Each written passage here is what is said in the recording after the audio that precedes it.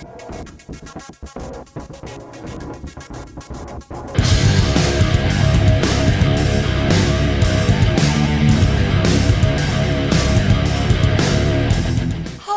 and welcome back to my kitchen. Today I'm going to be showing you how to make a jalapeno apple pie with a homemade cheddar cheese pie crust. My mom's favorite way of eating apple pie was always with cheddar cheese, and I thought, well, this would be a perfect way to incorporate her favorite part of apple pie straight into the crust. So the ingredients that we're going to need today for the pie crust are 2.5 cups of all-purpose flour, which I've already gone ahead and added into the bowl of my food processor. You're going to need 1.5 cups of cheddar cheese. I'm using a sharp cheddar that I grated myself. I think it works better in this dish than the pre-grated. You're also going to need 1 teaspoon of sugar and 1/2 teaspoon of salt, 14 tablespoons of ice cold butter that's been cubed up, and about 1/2 cup of ice water. The first thing I'm going to do is add my butter right into my food processor bowl, and then I'm just going to pulse this until the butter is incorporated into the flour into like pea-sized granules. And you don't want to put this on a continuous motion because it will heat your butter up and melt it. The whole purpose of using the ice cold butter is to ensure that we end up with a nice flaky crust in the end. And by doing it in the food processor, it doesn't take as long as if you're doing it by hand, which is less of a chance for your butter to heat up. And that is good enough for right now. It doesn't take very long, just a few pulses, and it should be all combined for you.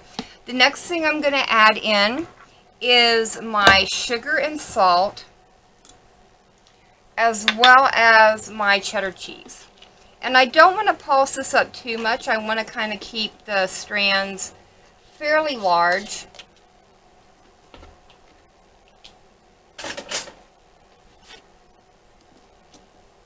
But I want to do this part before I add in my water.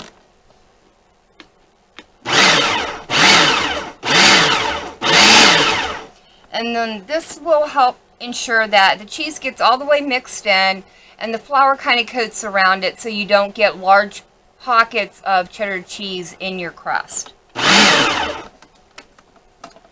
And I believe that'll be enough. And now what I'm going to do is I'm going to simply pulse this as I pour in my water, and I'm only going to add enough water until my crust starts turning into a ball of dough and all the dry flour is incorporated into the water. You may need a little bit more, you may need a little bit less. Really, it all depends on what the weather's like outside.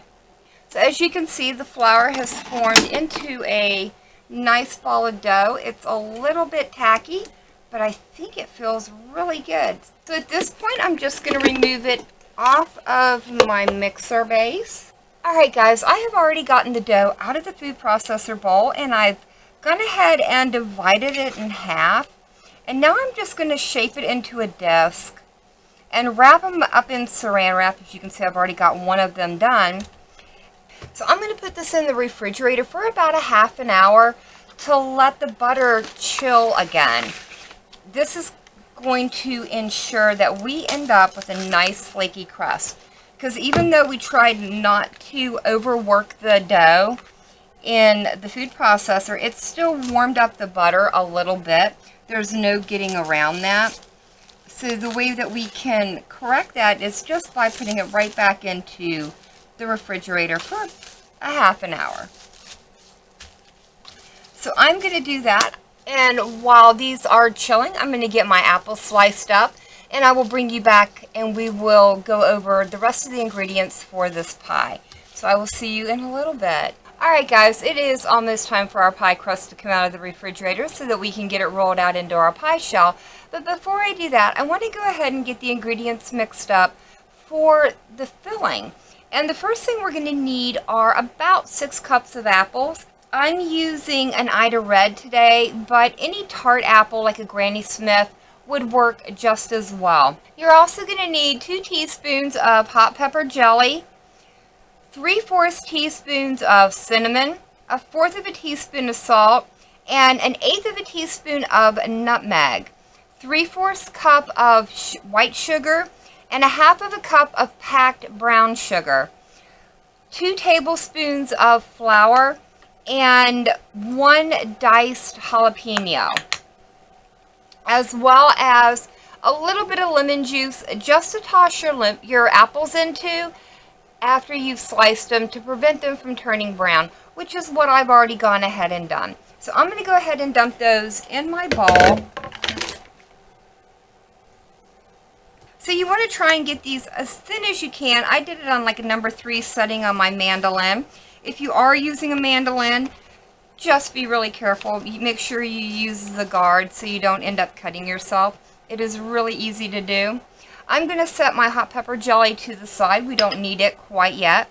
But I'm going to go ahead and dump my spices in, as well as my flour and the jalapenos. And you want to make sure that you remove the seeds and membranes from the jalapeno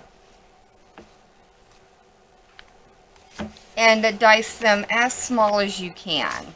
And I'm also going to go ahead and add in my sugar. I'm going to break my brown sugar up just a little bit so I don't have huge clumps of it in here. Here we go. And then I'm just going to toss this really well. Try and get everything evenly coated with the spices as well as the flour. Alright guys, I think I've got everything pretty well incorporated. As this bakes down, those spices are going to mingle with all the juices that the apple creates. And I'm just going to set this over to the side while I get my pie crust out of the refrigerator and we get it rolled out. So if you give me just a few minutes, I'll get all that set up for you. Alright guys, I have already gone ahead and lightly floured my pastry board here, and now I'm just going to get my rolling pin floured up a little bit. You don't want to add too much flour because you don't want to introduce too much extra flour into your pie crust because it will cause a tougher crust.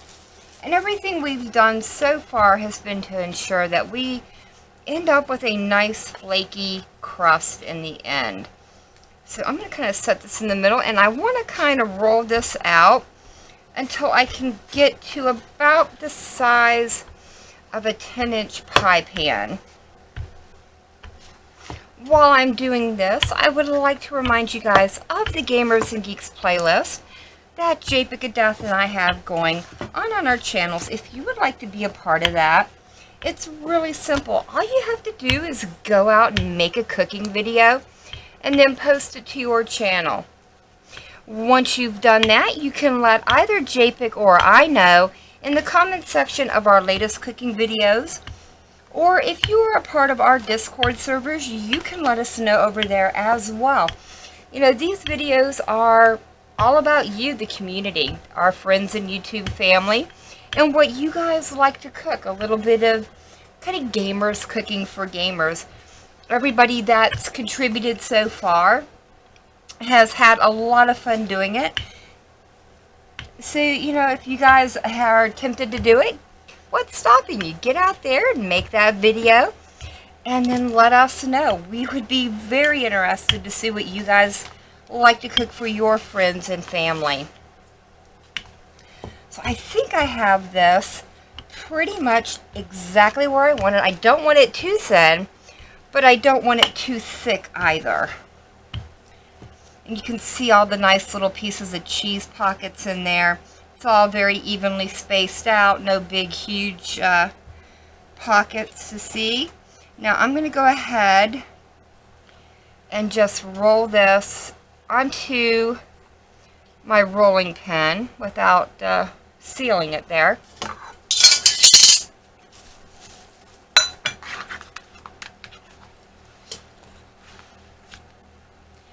And then I'm just going to gently lift it up and transfer it over to my pie plate. This is a 10-inch deep dish pie plate. I'm going to kind of work it down gently, just let it kind of gently fall into place.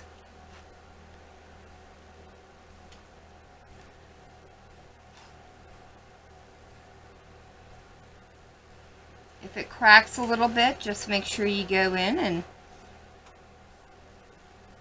push your dough edges together.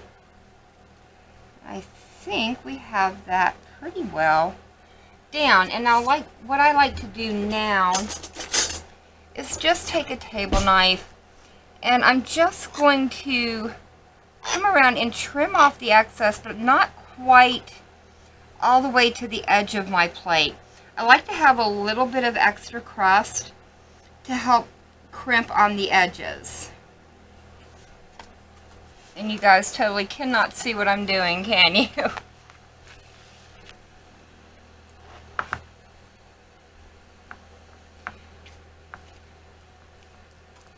There we go. So all I'm doing is removing some of the pie crust that's left over at the top, but not quite all. I'm not trimming it all the way down, even with the edge. I will do that after I put on my top layer. I just like to make sure that I have plenty to crimp my edges together after we add the top layer of dough.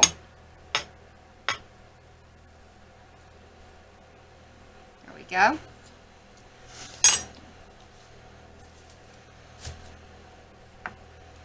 Make sure I smooth any air bubbles out of it. And now all I'm going to do, I'm going to take our hot pepper jam and spread it across the bottom of the pie crust. You can use a spoon for this or the pastry brush. It works. It doesn't matter. However you need to get it on the bottom of your pie crust is fine. Alright guys, that is about all of our jelly spread across the bottom. Don't think I'm going to be getting too much more out of here. Alright, there we go. Alright guys, at this point I'm going to add my apples in. And I want to kind of just dump them in. I'm not really worried about layering them or anything. I just really want to get them in there. It's already starting to make a nice little sauce for itself.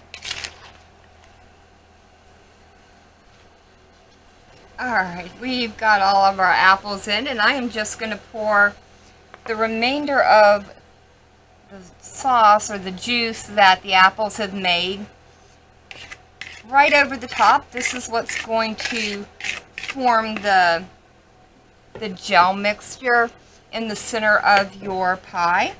So I'm going to set this over to the side now and get out my other pie crust, and we're going to get it rolled out and get it on the top. Alright guys, I've got our top crust all rolled out. And so, you know, with this kind of a pie, I don't typically do a lattice top, but you could if you wanted to. Today I'm just going to simply place this whole thing over and have a solid topped pie. So let me get this out of my way. Now we'll bring our pie plate in. And I'm going to go ahead and just lay this right over the top.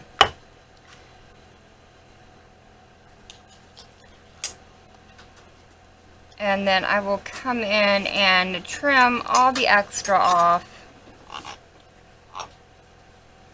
Still going to leave a little bit extra just to help with the crimping. Alright, there we go.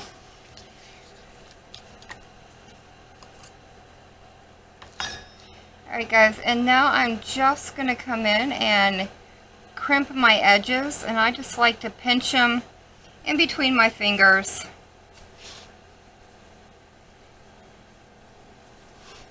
I know some people use a wooden spoon to help do this, but I don't know, I like getting in with my fingers.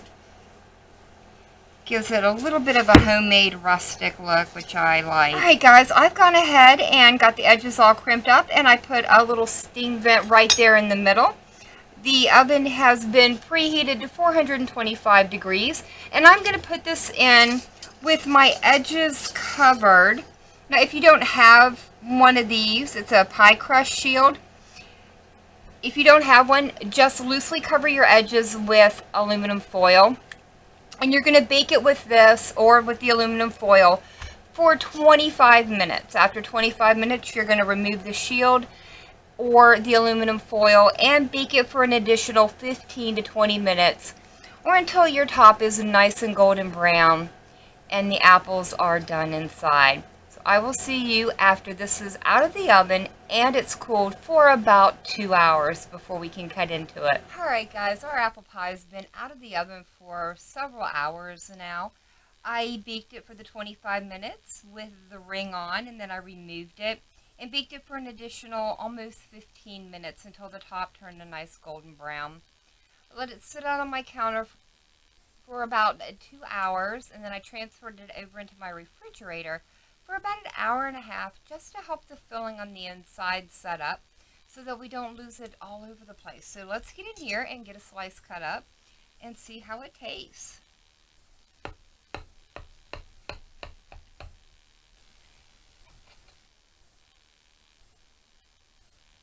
Ooh, there we go. That looks so good. Still a little runny on the inside. It could probably do to sit up in the refrigerator for a few more hours. But it smells really good. I can smell the cinnamon in it. And I can smell the jalapeno. So let's get in here. Let's top it with a little bit of whipped cream. And this is just some heavy cream that I whipped with a little bit of sugar.